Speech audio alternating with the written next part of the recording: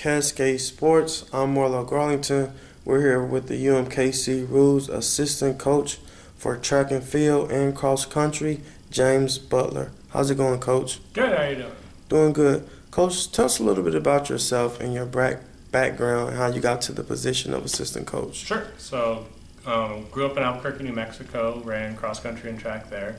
Was state champion in the 1600 in cross country. I was recruited to run collegiately in cross country and track to Wake Forest University, which is out in North Carolina. I ran there 5 years. In my time there, we were 18th at NCAAs my junior year and 19th my senior year. And my 5th year, I was a regional qualifier for the 5,000. Really knew I wanted to get into coaching. Actually, my junior year, I suffered a pretty severe injury, couldn't run for a few months. And since I couldn't run, I read everything I could about running. So I finished my undergrad degree. Actually, it's in computer science, not really putting much use to it right now. Moved back to New Mexico, coached high school there for 5 years, college for 4, and then I ended up out here. Okay, great. And what made you want to make the transition from high school to college? Really, I knew I wanted to coach for a living. And you can't really do that as a high school coach. You have to also be a teacher. I thought it would have been insincere to become a teacher just so I could coach.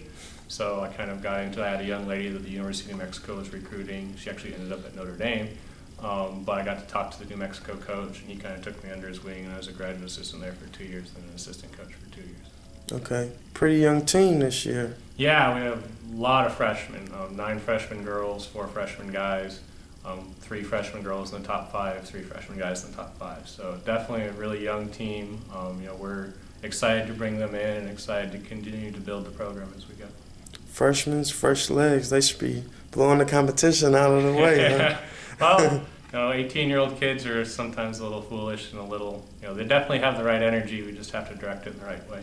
Okay, Coach. What are a couple of your goals for this season with the team? Team-wise, we want to compete to win conference. We're in the WAC. I think we'll be one of the top 3 teams on both sides, and it'll just kind of depend on what happens on the day. We really want to have at least 1, if not 2, individual qualifiers to the NCAAs, and I think if we can get an All-American, that would be great. How well have you competed against the other schools? Really haven't had the opportunity because it's such a geographically diverse conference now. So we haven't really seen them. We got to see New Mexico State a little bit. They came out to Kansas and ran against our B squad actually. But we haven't really had the opportunity to really compare ourselves to them directly. So we kind of have to see, well, we raced against someone who raced against someone who raced against them. So right. That's kind of how we can see how we stack up. Okay. And how would you compare this year to last year? This year we're definitely a lot deeper of a team. Last year we had some good individuals, but kind of the depth fell off pretty quick.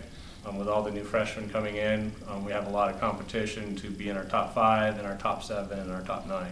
And that goes a long ways towards motivation in summer months when we're not practicing and they have to get the miles in on their own. Having competition to make those spots really goes a long ways towards them putting the work in. Okay. And Coach, how do you get your players motivated before a game? I'm actually not the best motivational speaker, and actually in cross country you almost want to not overstimulate them. It's a long race. It's going to take the guys 25 to 30 minutes. It's going to take the girls, 18 to 22. If you get their adrenaline running really quick before the game or before the race, it's going to last 5 minutes and then they're out of gas. So we really actually try to keep them, focused on the task at hand, but not really pumping them up. Okay, great. With Cascade Sports being home on the student athlete, how important is it to not only get an education, but play sports as well? I think they have to realize, and we emphasize to this with our recruits and the athletes on our team, they're students first. Academics has to be the priority. They need to get a degree that's going to be useful to them in the time that they want to get it.